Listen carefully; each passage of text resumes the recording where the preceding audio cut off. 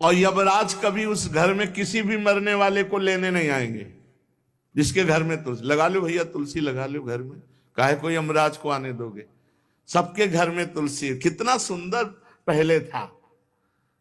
घर में आंगन होते थे, आंगन में एक बहुत बड़ा, और फिर उसमें तुलसी जी, और फिर उसमें दो चार नर्मदेश्वर शालिग्राम ऐसे, और फिर घर का हर व्यक्ति जल चढ़ाना, प्रणाम करना, नमस्कार करना, चार पर।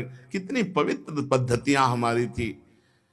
जब रसोई बने पहली गाय के लिए, फिर कुछ पक्षियों के लिए, फिर कोई संत महात्मा, कोई भिक्षु, ऐसा कितना पवित्र व्यवहार। अभी यहाँ जैसे हमने देखा है, ये रसोई बन रही ना, तो धुआं नहीं खत्म होने पाता, वो ही सब अपवित्र किए हुए हैं। राक्षसी बुद्धि आती चली जा रही। तुलसी जी, ये भागवती को वस्तु, हमें लगता है बालकनी तो होती ही, बढ़िया बालकनी में एक ऐसा उठाने धरने वाला स्टैंड लोहे का रखो कि तुलसी जी को विराजमान कर दो। जिसके घर में तुलसी जी विराजमान होती, उसके घर में यमराज कभी नहीं जाते। जो तुलसी जी का सेवन करता है, उसकी सारी कामनाएं तुलसी जी पूर्ण कर देती हैं। तुलसी जी को लगाना, तुलसी जी का पालन करना, तुलसी जी को सिंचन करना, तुलसी जी का दर्शन करना, तुलसी जी का स्पर्श करना, मनुष्य के द्वारा जो मन, वाणी और शरीर से पाप हो गए, सबको तुलसी महारानी क्षमा कर देती है, दग्ध कर देती है। पुष्कर आदि तीर्थ, गंगा आदि परम पावन नदियां,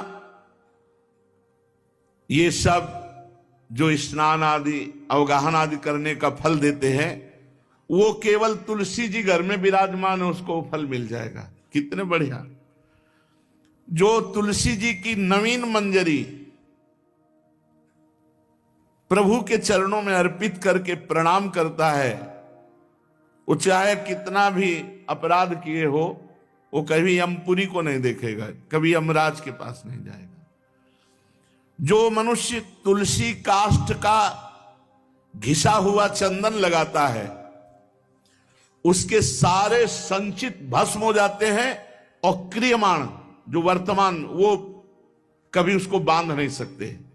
तुलसी जी का काष्ठ का घिसा हुआ चंदन। जिसके घर में तुलसी की छाया होती है, वहां पितरों को अपने आप कल्याण प्राप्त हो जाता है। जो श्राद्ध करने से लाभ मिलता है पितरों को, घर में तुलसी लगा के, जो तुलसी की छाया, बड़ा वृक्ष, पितरों को तृप्ति मिलती है।